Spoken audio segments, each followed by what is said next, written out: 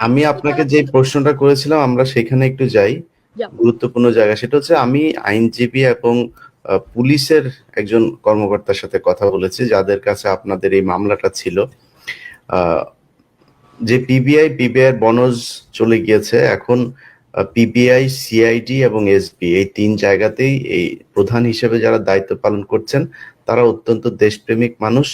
এবং আমি মনে করি এটা অনেকের কাছে হয়তো হাস্যকর মনে হইতে পারে, অবিশ্বাস্য মনে হইতে পারে, কিন্তু আমি মনে করি আপনার সাথে কথা বললে আমি এই কথাগুলো বলেছি যে সালমান শাহের হত্যাকাণ্ডের সাথে ভারত জড়িত ছিল। শুধু সালমান শাহ না, সেখানে এই চিত্রনায়ক মান্না তিনিও কিন্তু একটা বিশেষ সালমান শাহ রোমান্টিক সিনেমা করতো, উনি অ্যাকশনধর্মী সিনেমা করতেন, উনিও কিন্তু মোটামুটি হলটা মাতিয়ে রেখেছিলেন।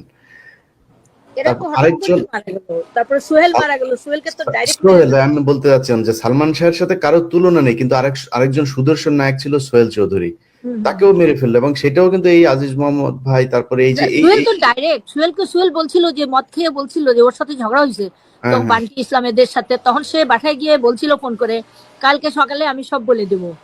তখন ওরা ওই দারোয়ানে একটা স্টেটমেন্ট দিছিল পেপারে, তখন তারা ফোন করছে যে ভাই একটু বাইরে আসেন না ভাই, আপনার একটু কথা আছে।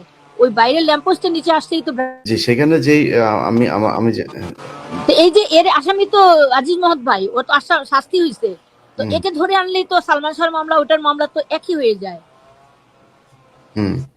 না সেটাই তো, আমার মনে হয় এই জিনিসগুলো করা উচিত। তবে আপনাকে আমি যেটা বলবো যে আপনাদের যে মামলাটা, এই মামলাটা কিন্তু এখনো পর্যন্ত হত্যা মামলা হয় নাই। না, আমি আজকে সেটাই করলাম। তো যদি হত্যা মামলা না হয় সেক্ষেত্রে আপনি হত্যার বিচার কিভাবে পাবেন?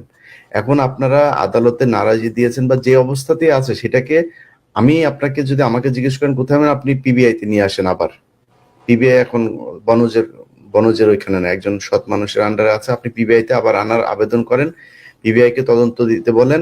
আমার বিশ্বাস যে এটার ভালো একটা তদন্ত হবে এবং এটার বিচার আপনারা পাবেন।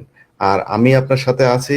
বাংলাদেশের সব মানুষ এখনো পর্যন্ত, আমার মনে হয় না যে এই যে এখন আমি তোমার মাধ্যমে এই অডিয়েন্সের মাধ্যমে আমি দেশবাসীর কাছে এটা আমি জানতে চাচ্ছি, সবাই আমার পরিবারের, আমি মামলাটা কোথায় নিব, কিভাবে নিব, সবাই যেন কমেন্টের মাধ্যমে জানাই দেয় তোমার এই পেজে।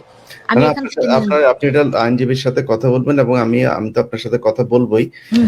এখন বিষয় হচ্ছে আমাদের যেটা করণীয় সেটা হলো এই মামলাটা দ্রুত হত্যা মামলা করতে হবে, এই অপমৃত্যু মামলাটা মার্চ করতে হবে হত্যা মামলা হিসেবে, এবং তারপরে আপনি আপনার পছন্দের যে তদন্ত সংস্থা তাদের কাছে আপনি দেওয়ার আবেদন করবেন।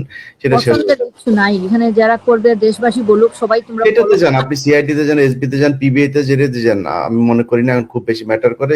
৩ জায়গাতেই ভালো মানুষ আছেন, তারা তদন্ত করুক, তদন্ত করে তারপর জিজ্ঞাসাবাদ করতে হবে। আপনার যে আসামিদের কথা আপনি বলেছেন সেই আসামিদের গ্রেপ্তার করতে হবে, জিজ্ঞাসাবাদ করতে হবে, করে তারপরে করতে হবে। একটা প্রস্টিটিউট এখন এসে রাস্তায় নেমে তারপরে সালমান শাহর স্ত্রী পরিচয় দিয়ে ৪টা-৫টা বিয়ে মাঝখানে তো কতগুলি গেছে এটা জানিও না।